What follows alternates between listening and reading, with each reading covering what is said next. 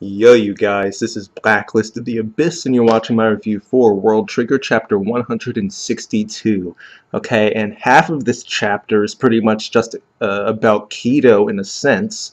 Osamu is exploring his old room and finds a picture of the original 19 members of Border from 6 years ago, right, including, obviously, Kido, but also Shinoda and Rindo, Jin, Konami, Reiji, Yuri.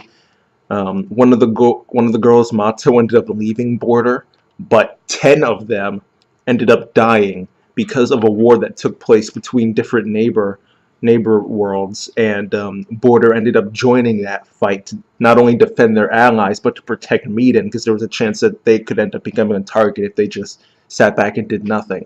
Okay, and after that war, after 10 of them died, they lost more than half of their members. Kido decided that the best way to grow Border and recruit more agents was to make all neighbors the enemy, and that's just his recruiting method. And obviously, he has an entire camp that agrees with him that neighbors are all enemies. And they didn't really say. They said that Yuri ended up because Osamu brought the picture to Yuri, and she was the one telling him all this. Um, Yuri explained that Kido had changed after that war 5 years ago, but she never actually states whether or not he truly believes that all neighbors are the enemy, or whether or not that's just a stance he took specifically to recruit more members.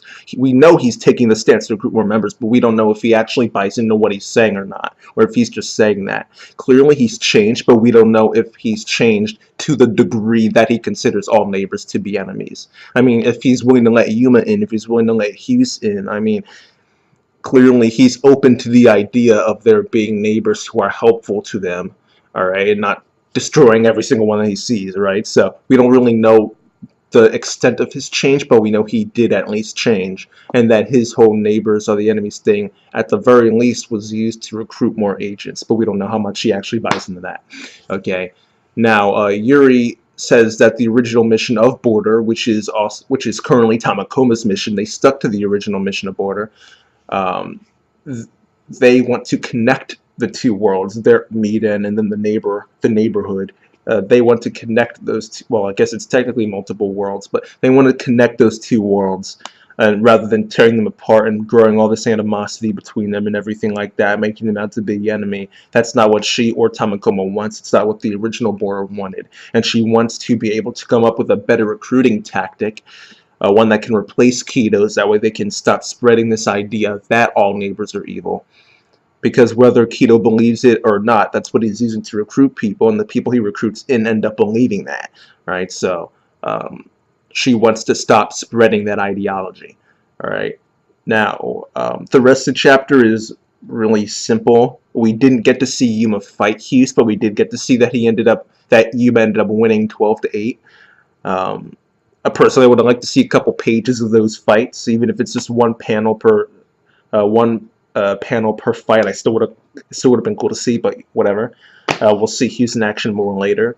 Apparently, one of the reasons why he lost 12 times was because he had some trouble with Viper. It's the most difficult shooting trigger to use, so he just had some trouble with it.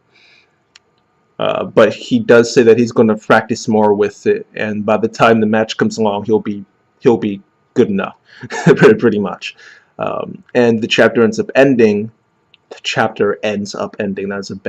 That was some bad phrasing. The chapter ends with Yuma meeting up with Murakami and Kage, presumably to go practice with them a little bit, fight them, and then eventually he's going to go to Kage's house afterwards. So I don't know what he's going to be doing over there, but clearly I didn't really think of Kage as the invite friends over type of guy, but clearly Yuma's going over his house later, so Kage's a little bit of a tsundere, clearly, but it was overall that's it. That's it for the chapter. Overall, it was a pretty good chapter.